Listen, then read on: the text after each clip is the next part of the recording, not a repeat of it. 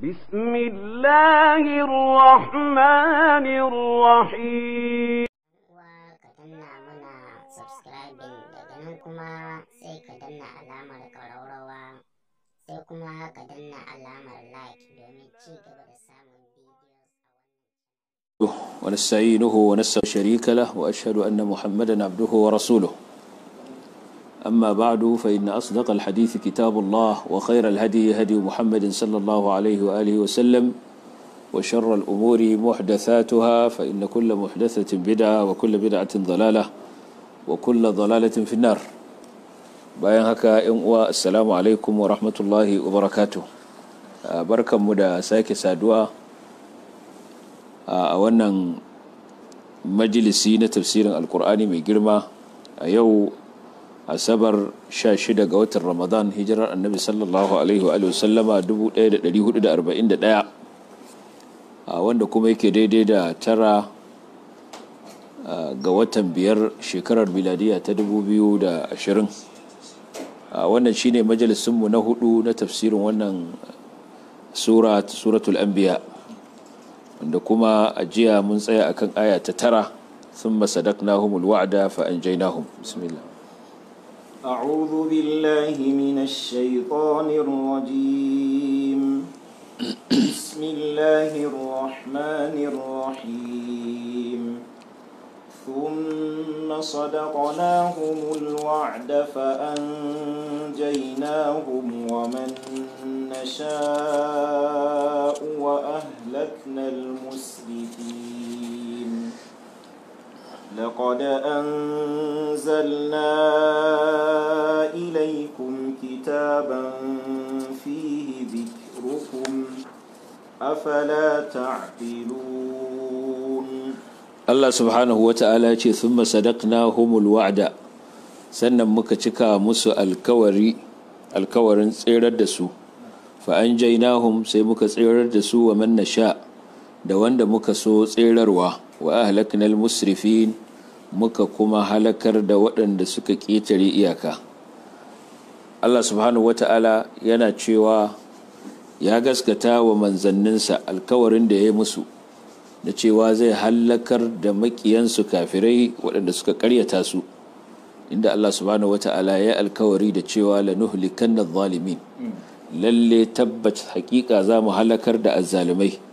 Allah ya cika wannan alkawarin, ya halakar da su, ya kuma taimaki manzanninsa a kansu, ya tserar da waɗannan manzanni da waɗanda suka bi su daga cikin muminai. Sannan Allah subhanahu wata'ala ya halaka dukkanin waɗanda suka ƙetare iyaka wajen kafirci da shirka da saɓan Allah da zalunci da ƙaryata manzanni. Allah ya kawar da su, ya halaka su baki ɗaya. Al-musrifuna ko al-musrifina ana nufin al-mufrituna fi takdhibillah, waɗanda suka kai iyaka wajen ƙaryata Allah da ƙaryata manzannin Allah da dogewa akan abin da suke yi na kafirci duk da irin wa'azin da ake musu, har azabar Allah subhanahu wata'ala ta sauka a kansu. Wani alkawari ne da Ubangiji ya cika wa manzanninsa, kuma alkawari ne da yake tare da kowaɗanne al'umma za su tsaya kan gaskiya. To komai ta kai ta kawo da yadda aka yi artabu, ƙarshe dai Allah zai ba su nasara. wala qad sabaqat kalimatuna li ibadina al-mursalin innahum lahumul mansurun wa inna jundana lahumul ghalibun. Wannan kalmar Allah ce da ta riga ta gabata, wato sunnar Allah ce, sunna ce kauniya da Ubangiji subhanahu wata'ala ya riga ya kaddara ta cewa duk sanda wato aka ƙaryata manzannin Allah, duk sanda aka tsaya aka toge wajen kin bin Allah da manzanninsa, to Ubangiji subhanahu wata'ala zai bada nasara ga waɗanda suke manzanni da kuma mabiyansu. Wa innahum lahumul mansurun, su ne za su yi nasara, wa inna jundana lahumul ghalibun. Wani albishir ne kuma gargadi ne. Albishir ne ga annabi sallallahu alaihi wasallam da sauran muminai waɗanda ake nuna musu tsangwama da kiyayya a garin Makka lokacin da wannan ayat sura take sauka. ake nuna musu kiyayya, Allah yake gaya musu cewa zai cika musu alkawarin da ya musu na nasara. Sannan kuma gargadi ne ga su waɗannan makiya manzan Allah sallallahu alaihi wasallam wanda suke ta faɗa da shi, suke gaba da shi, cewa abin da ya samu waɗancan mutane na farko waɗanda suka yi faɗa da manzannin Allah shi zai same su idan ba su tuba suka koma ga Allah ba. A cikin akwai wa'idi, akwai alkawari na narko, tunda a can baya sun ce falyatina bi ayatin kama ursila al-awwalun, ya zo mana da aya kamar yadda aka aiko wa wato na farko. Wato kamar ana gaya musu cewa idan har abinda kuke sha'awa shine irin abin da ya samu mutanen farko, to ku tambayi shi yasa kuka tambayi manzon ku cewa shi ma sai ya zo muku da irin wannan aya, to ku sani da ku da su duk wato ɗaya kuke. Yadda kuka kiyarda ku bi manzo sallallahu alaihi wa sallama, hakanan su ma suka kiyarda su bi manzanninsu, kuma da suka nemi a kawo musu wata aya, Allah ya ansa wannan kira nasu, ya saukar musu da ayar, to ƙarshe kuma da ba su yi imani ba an hallaka su. Don haka irin abin da ya same su kuma irinsa ne zai same ku. Don haka manzo, kamar Allah yana cewa manzo sallallahu alaihi wasallam ya jira, ya saurara, ya ga irin abin da ya samu waɗanda suka gabace su, su ma kuma su saurara su ga abin da zai biyo baya. Qul fantaziru inni ma'akum minal muntazirin, ka ce ku jira ku saurara, ni ma ina tare da ku cikin masu jira su saurara. A nan a cikin ayar zamu ga Ubangiji subhanahu wata'ala yana cewa thumma sadaqnahumul wa'da fa anjaynahum wa man nasha. Wa man nasha din sai aka kashi da sigar istiqbal, wato sigar fi'ili mudari'i. Wa man nasha, da wanda zamu ga damar tserarwa. A nan akwai abin da ake kira al-ihtibak a balagar larabci. Al-ihtibak shine an yuhzafa fil awaili wa min al-awaili ma jaa nadhiruhu aw muqabiluhu fil awakhir, wa an yuhzafa fil awakhir ma jaa nadhiruhu aw muqabiluhu fil awail. A goge wani abu a farko wanda akwai wani abu kwatankwacin sa da yazo a ƙarshe wanda zai nuna abin da aka goge, ko a goge a ƙarshe abin da akwai kwatankwacin sa ko irin sa da yazo a farko da zai nuna abin da aka goge a ƙarshe. Kamar inda Allah yake cewa qad kana lakum ayatun fi fi'atayn iltaqata fi'atun tuqatilu fi sabilillahi wa ukhra kafira. Qad kana lakum ayatun fi fi'atayn iltaqata, fi'atun tuqatilu fi sabilillah ay fi'atun mu'minatun tuqatilu fi sabilillah. An shafa kalmar mu'mina saboda kalmar kafira da ta zo a gaba tana fassara cewa wannan kungiyar farko mu'minai ne, cewa ukhra kafira. قد كان لكم آية في فئتين التقتا فئة تقاتل في سبيل الله أي فئة مؤمنة تقاتل في سبيل الله. سنكشي وأخرى كافرة أي تقاتل في سبيل الطاغوت وتقاتل في سبيل الشيطان. saboda a baya can an faɗi cewa ita waccan ta farko tuqatilu fi sabilillah, kaga ta biyu za ta zama tuqatilu fi sabili ash-shaytan. Saboda ka an goge a farko abinda a ƙarshe wani abu yake nuna shi shine mu'mina, wanda kalmar kafiratun take nuna cewa akwai mu'mina a fi'a ta farko. Sannan kuma a fi'a ta farko an ba cewa tuqatilu fi sabilillah, sannan a fi'a ta biyu sai ba a faɗa ba, dan wannan abin da aka faɗa zai nuna wannan da aka goge. Wa sarabilu taqikumul har wa sarabilu taqikum ba'sakum.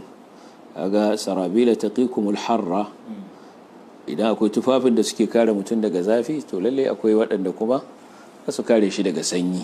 Sau haka ba sai an faɗi sanyin batun da aka faɗi zafi, an san cewa akwai ma kayan sanyi. To wannan shi ake kira a larabci al-ihtibak. To anan da ubangiji subhanahu wata'ala yace thumma sadaqnahumul wa'da fa anjaynahum wa man nasha'u, wato aka zo da sigar wa man nasha, takdirin sa fa anjaynahum wa man shi'na wa nunajji rasulana wa man nasha'u minkum. Fa anjaynahum wa man shi'na, man shi'na din an goge shi saboda man nasha da aka kawo na gaba zai iya nuna shi. Sannan kuma ce wa nunajji rasulana wa man nasha, sannan muka tsirar da su da wanda muka ga damar tsirarwa, kuma za mu tsirar da manzansa da waɗanda muka za mu tsirarwa daga cikinku. Wannan kamar ana ƙara nuna musu cewa daga cikinsu za a samu waɗanda za su yi imani nan gaba, kuma ubangiji subhanahu wata'ala ya tsirar da su daga kamu da azaba ta duniya da ta lahira. Kuma haka ya faru, domin daga cikin waɗanda suke ƙaryata annabi sallallahu alaihi wa sallam lokacin da wannan aya ta sauka, a cikinsu akwai waɗanda aka samu kuma sun yi imani daga baya, an yi kuma ta samu mu'minai haka har zuwa lokacin fathu makka, inda suka shiga addinin Allah da dama daga cikinsu suka karɓi musulunci. To wannan duk yana daga cikin lutufin Allah da rahamarsa ga bayinsa wajen yadda yake kwadaitar da su imani. Shi yasa a nan ubangiji subhanahu wata'ala za mu ga cewa a ƙarshen ayar sai cewa ahlaknal musrifi, sai aka ka sigar madi wa ahlaknal musrifi, ba a ce wani hulikul musrifi ba, da a nuna abin a hikaya ce ta wasu al'ummu da suka karyata manzanninsu kuma Allah ya hallaka su, wanda yake nuna cewa su waɗannan al'umma Allah bai zai hallaka su ba irin hallaka wadda yawa mutanen farko ta gaba ɗaya ya tumɓuke su. To amma duk da haka akwai tsoratarwa duk da ba a faɗi irin azabar da za a yi musu ba, to amma kuma akwai tsoratarwa a cikin yin wannan. Sannan Allah subhanahu wata'ala ya ce laqad anzalna ilaykum kitaban fihi dhikrukum afala ta'qilun, lalle hakika mun saukar muku da littafi wanda a cikinsa akwai ɗaukakar ku, afala ta'qilun, yanzu ba kwa hankalta ba. Wato bayan Allah subhanahu wata'ala ya tabbatar da hujjojin da suke tabbatar da manzancin annabi sallallahu alaihi wa sallama, tare da bayanin cewa shi ma kamar sauran manzanni ne masu girma da Allah subhanahu wata'ala ya aiko, ba ya da bambanci da su wajen halittarsa, shi ma mutum ne kamar su.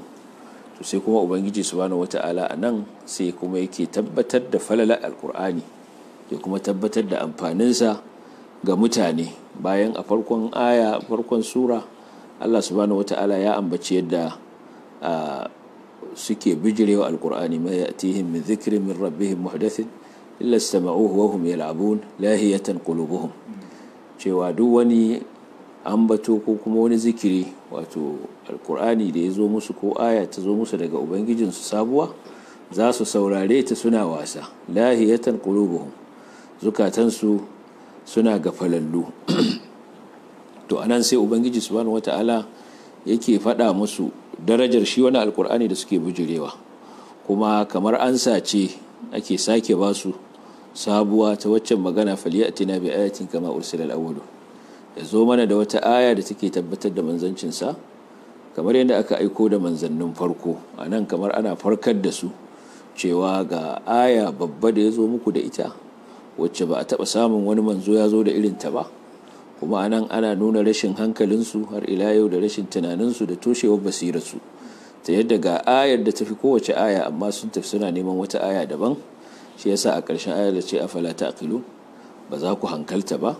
Ce laqad anzalna ilaykum kitaban fihi dhikrukum, haƙiƙa mun saukar muku da littafi wanda a cikinsa akwai ambatanku, akwai ɗaukakarku.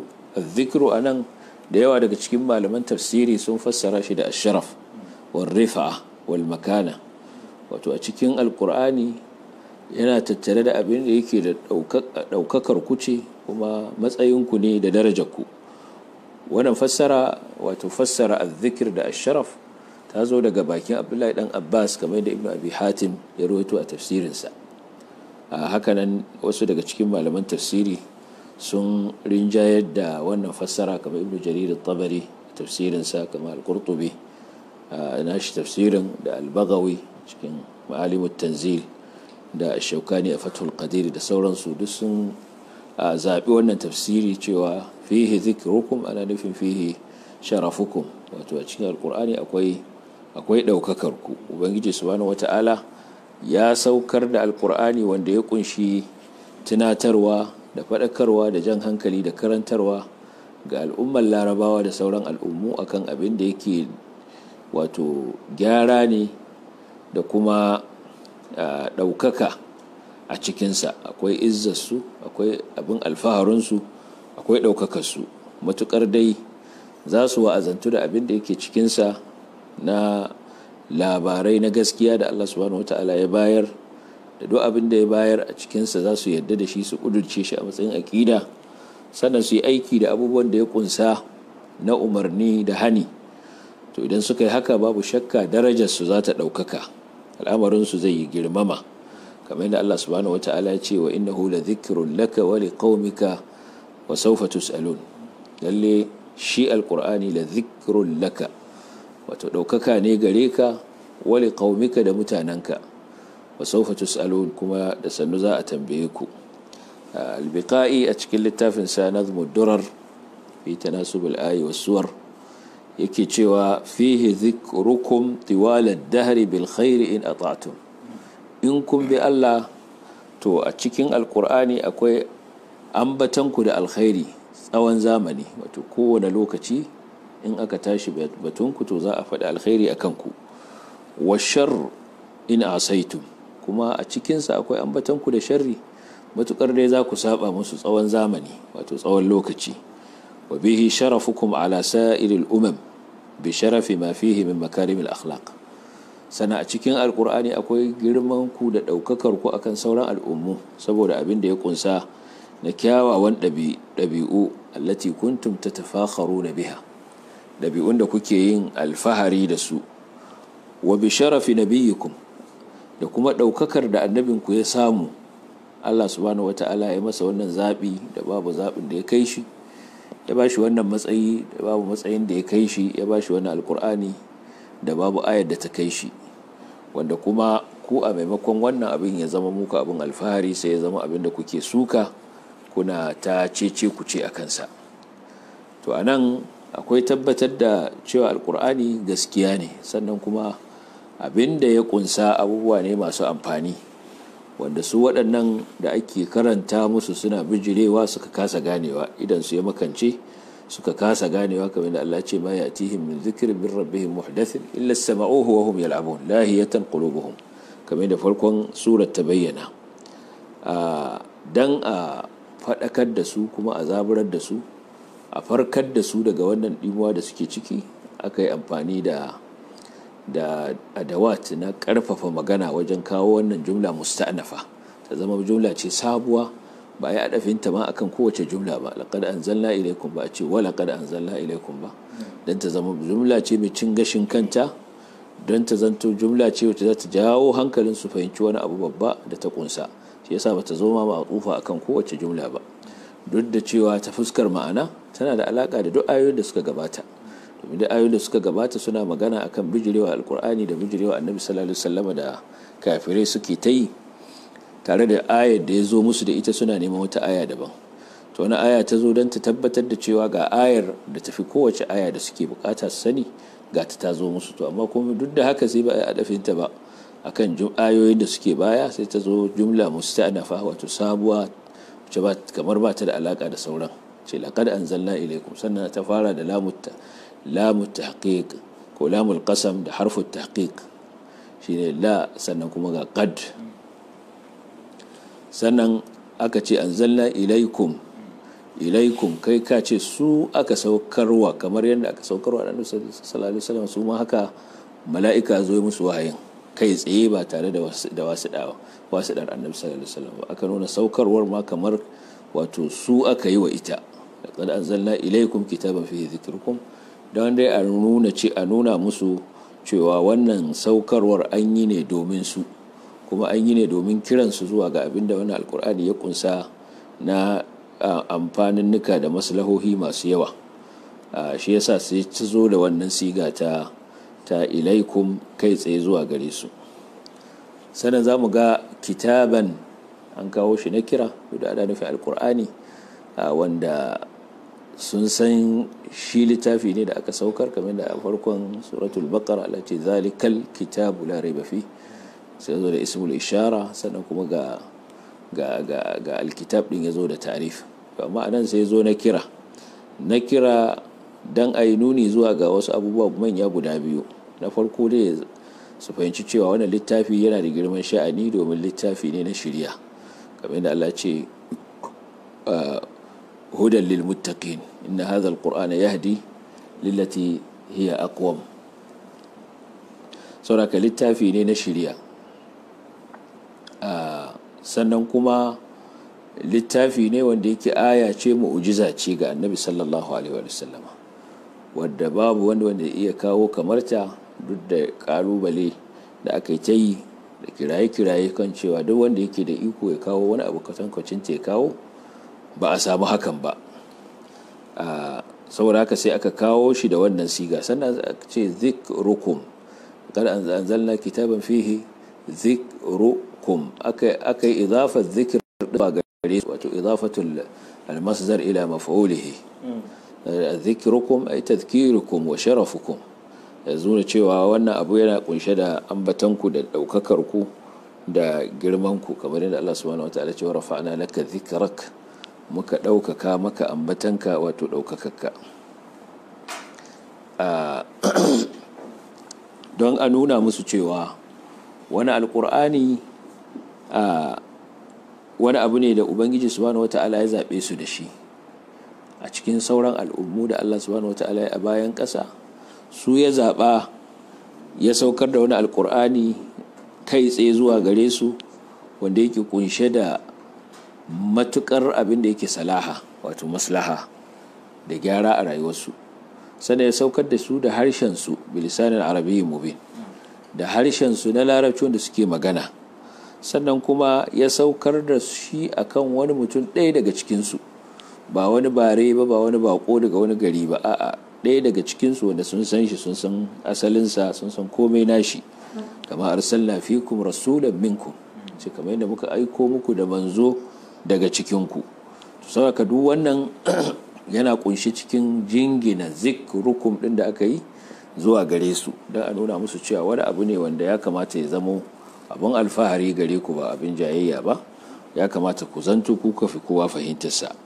Don haka wannan abu ne wanda duk mai hankali ya kamata ya riske shi. Bai kamata a ce har an tsaya ana ta kokarin sai an ganar da ku ba.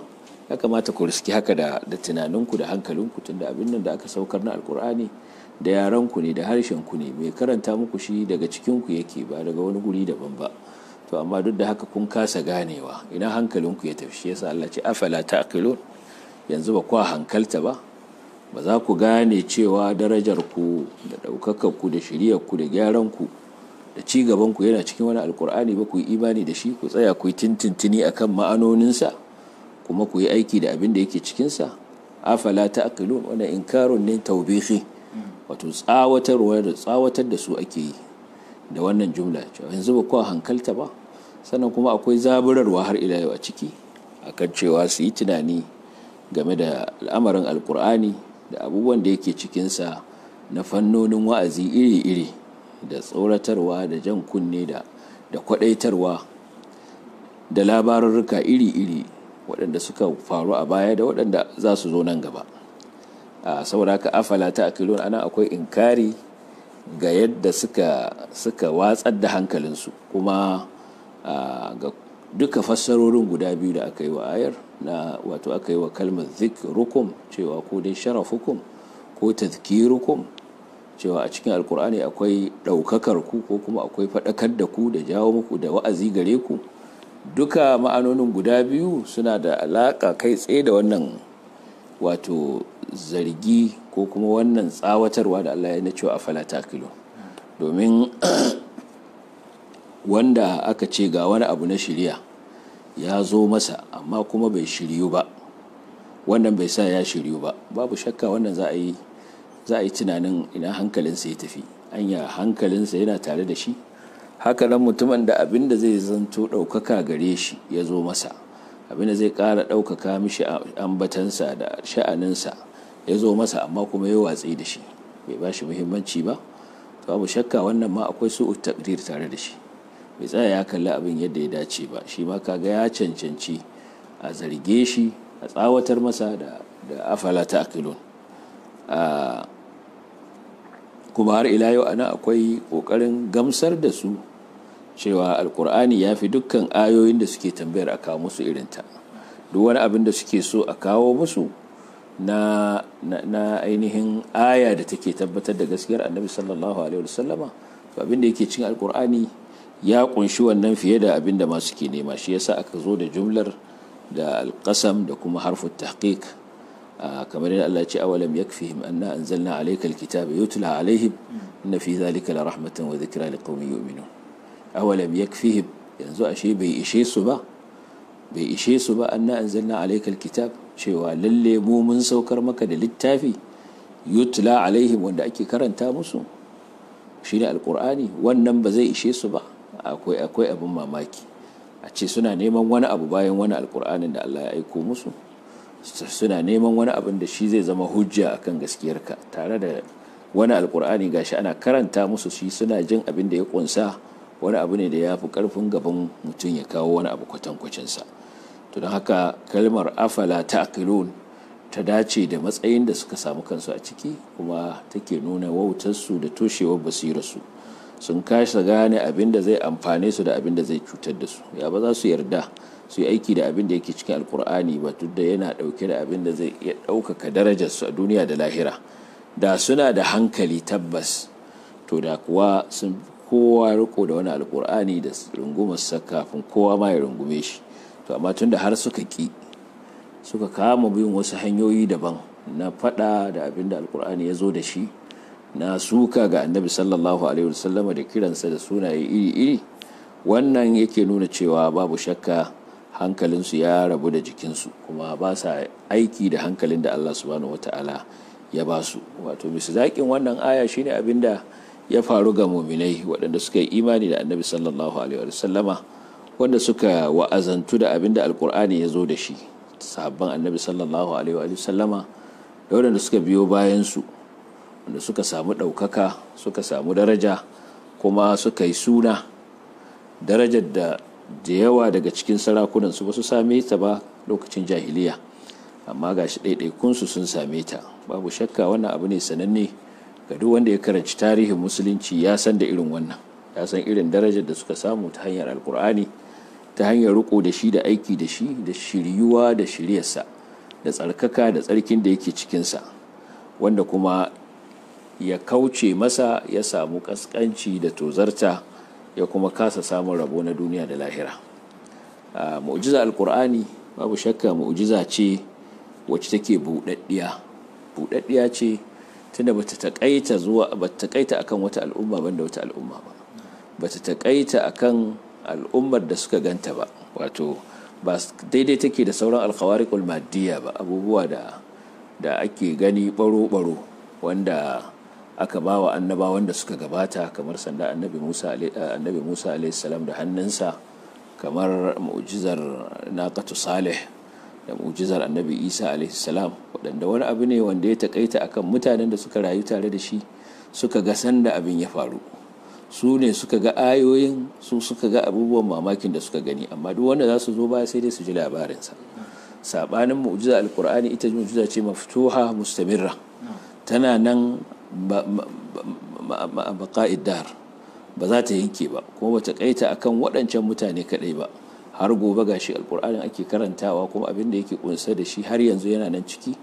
Abubuwan da suke ciki na wa'azi da faɗakarwa da jan hankali da tunatarwa da gyaran zukata, wani abu ne yana nan. Haka na abin da yake ciki na tsare-tsaren zamantakewa na rayuwa ta ɗan adam, tsayinsa da ubangijinsa, tsakaninsa da yan uwansa bayi, tsakaninsa da gidansa da iyalansa, tsakaninsa da makotansa da yan uwansa, da kasuwancinsa, da tsare-tsarensa na zamantakewa, da tsare-tsarensa na tattalin arziki, tsare-tsarensa na shugabanci, da duk wani abin da dan adam yake bukata a matsayinsa na mutum shi kadai, ko a matsayin al'umma ko a matsayin ƙasa da ƙasa. Wannan duka alkur'ani ya kunsa, kuma har kullun karanta sa ake yi, har kullun bincike ake akan su, kuma har kullun ƙara gano hikimomi da maslahohi da suke ciki. Babu wani abin da ya ragu ko ya ja da baya, har kuma gobe ƙara gano waɗannan abubuwa ake.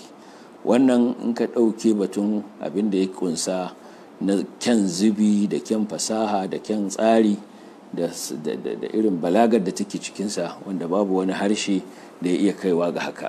Dukkan wani mai hikima ko mai fasaha ko azancin magana ko wanda yake yi yana birgewa, ya kasa yin wani abin da ya kama da alkur'ani.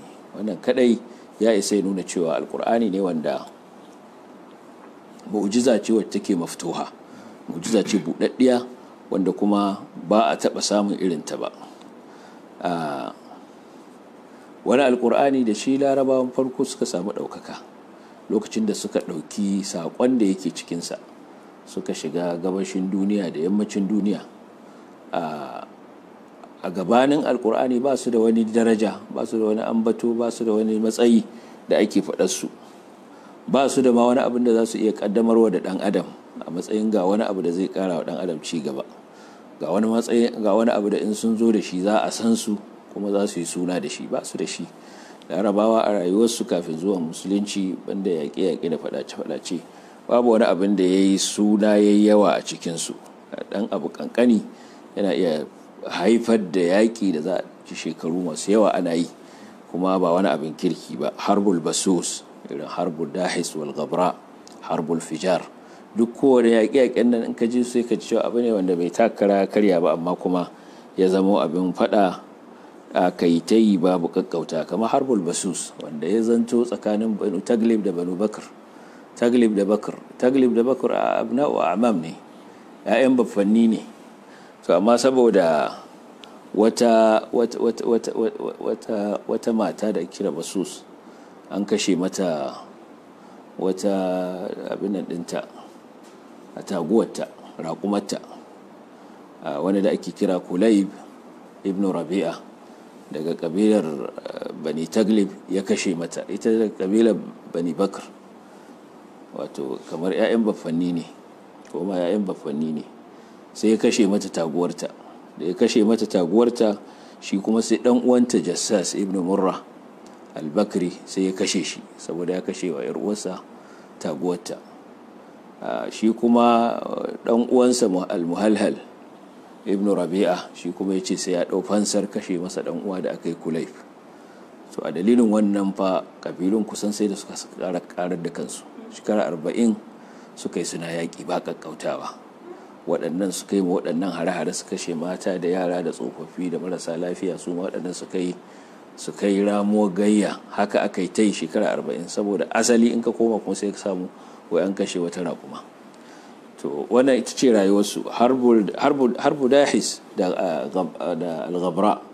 Dahis da al-ghabra sunan dawakai ne guda biyu, dawakai ne na tsere ne aka yi tsakanin kabilar Abs da Zubiyan. To saboda wannan tseren rigima ta barke, kamar da muka sani idan ana kwallo wani lokaci aka ce wasu su ce su ba su yadda ba, wani su ce ba su yadda ba, shi su fada ya barke a haka ta fada ce. To su ma tsere ne aka yi tsakanin waɗannan dawakai guda biyu, Dahis da al-Ghabra. To da ƙarshe sai abin ya zama rigima, sai fada ya barke tsakanin kabilar Abs da Zubiyan. Wannan fadan shi aka yi ta yi shekara 40 akan kawai tseren abin nan. Halbul fijar shi ma haka, dan abu ne kaɗan ya faru sai ɗaya kashe ɗaya, shi kenan tsakanin Quraish da Kinana a ɓangare ɗaya da kuma Qais Ailan su ma a ɓangare guda suka yi ta yi, wanda har Annabi sallallahu alaihi wasallam ya halarci yakin yana matashinsa. Saboda kaga rayuwa ce wacce take ta faɗace dan abu kankani shi kenan sai ya sa ita zubar da jini ba kakkautawa. Musulunci cikin dan kankanin lokaci ya zo daidaita tsakaninsu. Sai ka ga irin in ka karanta sirar Annabi sallallahu alaihi wasallam kaga irin cin mutunci da cin zarafi da aka rika wa musulmi a Makka. Shi kansa ma'aiki sallallahu alaihi wasallam bai kubuta ba, yana sallah a zuba masa abin nan kayan ciki, tumbi da sauransu a kansa, sahabbansa daki wasu, a kashe wasu, a daura wasu. Amma duk da haka Annabi sallallahu alaihi wasallam ya ce kada wani ya ce zai yi ramuwa, kada a taba kowa. Wannan maganar da Annabi sallallahu alaihi wasallam ya ce kufu wa aqimus salah, ku rike ka hannayenku kar ku ce za ku rama, gaba ɗaya ta rushe wani ɗabi'ar da aka san Laraba da ita, ta ɗan abu kankani ya haifar da faɗace a ita yi. Bai ya canza su cikin ɗan kankanin lokaci ba alƙur'ani da ake karanta musu ba. Dan kankanin lokaci sai gashi manzo Allah sallallahu alaihi wasallam cikan wanda ya tada hankalinsa akan wannan. Kabila guda, kabilar Banu Hashim ko gida guda, gidan Banu Hashim a zo a sa su a cikin hisar, a rufe su ba sai ba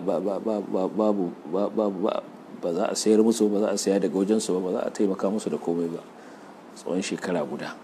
ya aka duk aka samu irin wannan idan ba dan musulunci ya riga ya wanke zukata ba.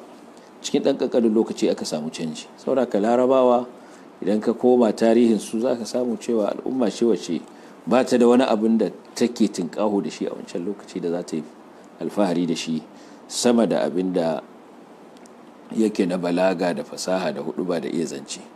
Amma sai ga shi alkur'ani ya zo ya canza su har sun zama wani abu. Shi yasa lokacin da sayyidina Umar lokacin da ya tafi Qudus zai je karbi makullan Qudus daga Abu Ubaidah ibn Jarrah bayan an gama yarjejeniya da manya-manyan fada na Sham kan za a sallama masallacin Qudus zuwa ga musulmi. A lokacin da ya je Abu Ubaidah ibn Jarrah da wasu daga cikin manyan jagorori komandoji suka tare shi. Yana kan abin nan dabbarsa, yana kan dokinsa. Lokacin da ya zo wani guri wanda yake dan kududdufi ne, ruwa ne, sai an ketara, sai ya sauka, sai ya cire takalmansa guda biyu, huffinsa da suke ƙaƙƙafarsa, sai ya rataya a wuyansa, ya ɗage rigarsa ya shiga cikin wannan ruwa. Shine Abu Ubaida yake cewa kai Amirul Mu'minin, kai wani babban abu, yanzu a zo a ce mutanen nan su gamu da kai a haka, domin a matsayinka na Amirul Mu'minin yadda suke jin labarin ka abu ne da zai ba su mamaki idan sun ganka haka, domin za su so su ga wani mutum wanda yake cikin wata haiba, wata kama, amma kuma gashi yadda suka ganka. To shine sai yake cewa kai da dai wani ya kamata ya faɗi wannan ba kai ba, Abu Ubaida. Ce nahnu ummatun nahnu azallu qaumin wa aqallu an-nas wa adhafu an-nas fa a'azzana Allah bil Islam famahma ibtaghayna al-izzata fi ghayrihi azallana Allah. Yake cewa ba kai ya kamata ka faɗi wannan magana ba. Wata ruwa ba yana cewa da wani ne ya faɗa da na sanya shi ya zama darasi, wato da na yi masa abin da zai zama darasi ga wasu. Ce mu mutane ne mafi kaskancin mutane, mafi raunin mutane, mafi karancin mutane, amma lokaci ɗaya Allah ya ɗaukaka mu, ya ba mu daraja. Duk sanda muka ce za mu nemi wani abu na ɗaukaka ba a cikin abin da Allah ya ɗaukaka mu da shi ba, to sai Allah ya kaskanta mu da shi. Wannan ita ce haƙiƙar. Al'ummar musulmi na farko sun samu ɗaukaka ta hanyar musulunci ne. Idan suka sake shi, ko ce yayin da suka sake shi suka zama a kaskanci, suka koma fi zailul qafila, suka koma can baya, saka la yuzkaruna idza zukiru, in ana magana ba a kawo su. Wa yuqda al-amru hina taghibu taymun wa la yusta'dhanuna wa hum shuhudu, ba sa nan za a zartar da al'amari, kuma suna nan ma ba a neman a jita bakin su. To haka suka koma yayin da suka saka alqur'ani. Dukkan wata al'umma da ta ci gaba a duniya ta ci gaba yayin da ta sake addininta, amma al'ummar musulmi ita kuma ta ci baya yayin da ta sake addininta. Addinan sauran al'ummu saboda ba addini bane a gurin Allah, inna dina inda Allahil Islam.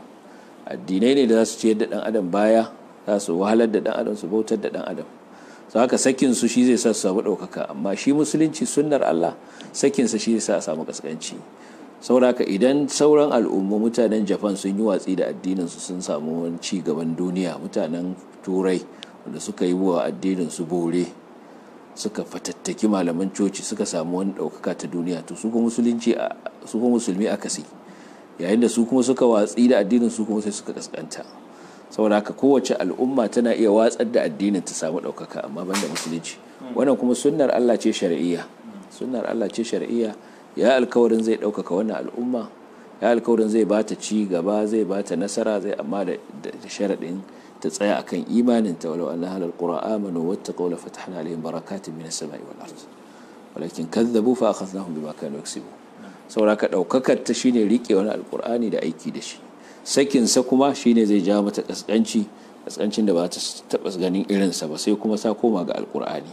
Saboda ka lokacin da larabawa suka bar alqur'ani, musulmi suka yi watsi da shari'ar musulunci, shikenan albashariyatu kullaha takhallat anhum. Duk mutane ma sai suka yi watsi da su, don haka darajar su sai ta zube, suka dawo fi zailil qafila, su ne a can ƙarshe. mutane suna dakawa wasu a kansu. A da can lokacin da suna rike da littafinsu sai dai su ga wasu al'ummu ana wa wasu a kansu amma ba su ba. Amma yanzu da suka saki abin da shi ne za su kaddamar wa da ɗan adam, za su kaddamar wa da duniya, kuma shi ne guzurin da babu wanda yake da irinsa sai su. Yayin da suka yi watsi da wannan sai ya zanto sun dawo bayan baya, sai ya damuto lokacin da suke cikin aminci yanzu sun dawo cikin tsoro, lokacin da suke cikin ɗaukaka yanzu sun dawo cikin ƙasƙanci. Wannan shi ne abin da ya kamata a ce al'ummar musulmi sun gane cewa ci gabansu da ci gaban ma duk duniya gaba ɗaya yana tattare da wani alƙur'ani wanda Allah subhanahu wata'ala ya sanya shari'a a cikinsa. Shari'a a kowane ɓangare, ta kowane sashi, ta kowane al'amari da ɗan adam zai bukata a cikin alƙur'ani ne za a samu shari'a.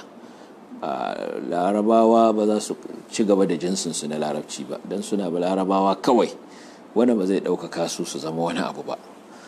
Nasaba ita kaɗai ba ta ɗaukaka mutum ba. faman abta bihi nasabu faman abta bihi amalu lam yusri bihi nasabu.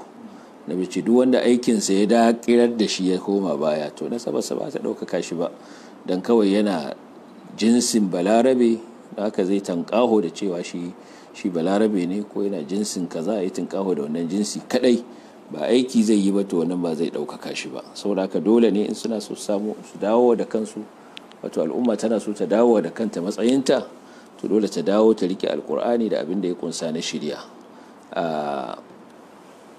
Larabawa ba a san su ba a tarihin larabci don suna larabawa. Kalmar wane balarabe ne wane ba balarabe ba ne ba ta da wani ma'ana a kamus na ci gaban rayuwar ɗan adam. Kalma ce da ba ta da wata ma'ana ce wannan balarabe ne wannan ba balarabe ba ne. An san su ne lokacin da suke ɗauke da hazaratul islam, lokacin da suke ci gaban musulunci, lokacin da suke ɗauke da fitilar da take haskaka yankin turai ta gabas da turai ta yamma duka, lokacin da ake kwararowa da kasashe daban-daban, manya-manyan kasashen turai da ke kwararowa kasashen musulmi domin a karanci wani abu na ilimi a wajensu, to a lokacin ne suke mutane.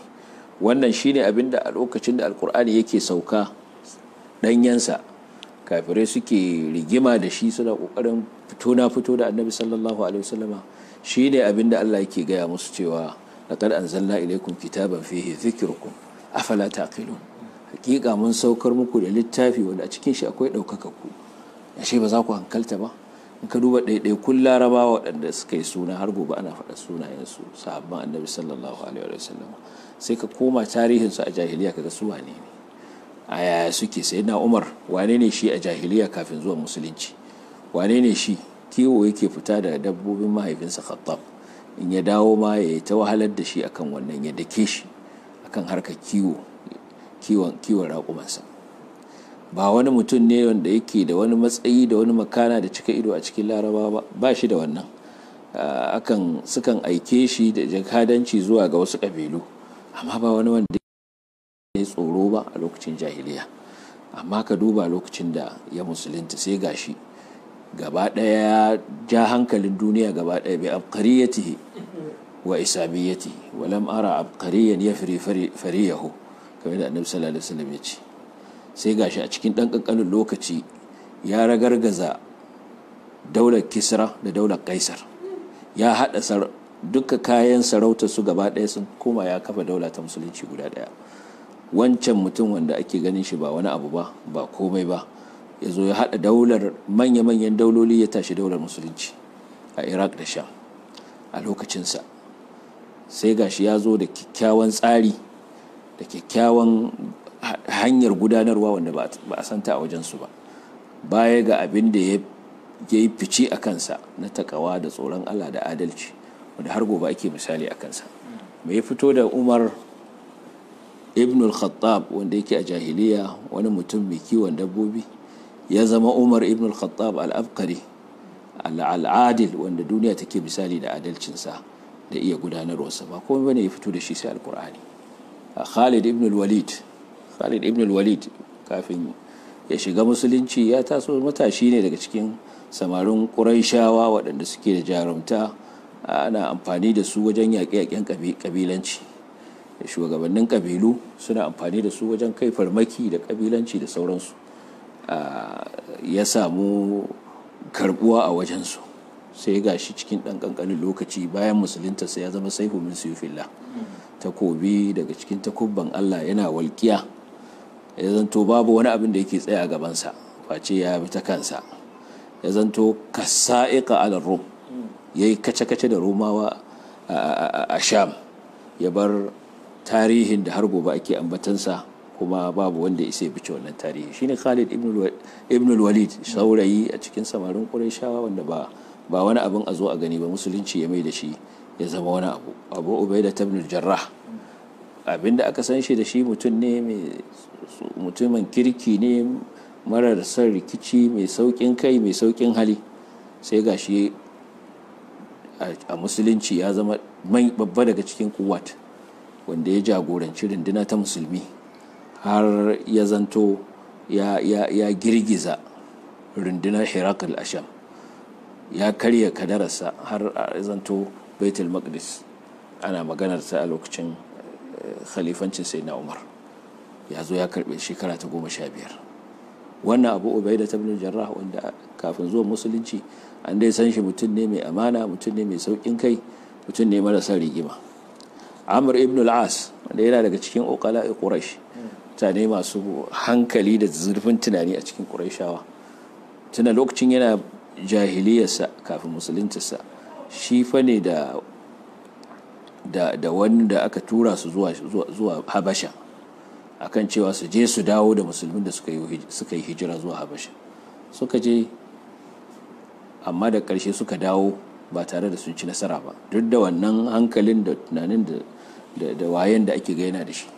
Amma kuma bayan musuluntarsa sai gashi shi ne ya jagoranci runduna wacce je ta buɗe ƙasar Masar. Ya zama a Masar ya zanto yana da kyakkyawan ambato. Ana maganar musulunci a Masar, dole a faɗi Amr ibn al-As, shi ya shigar da musulunci Masar.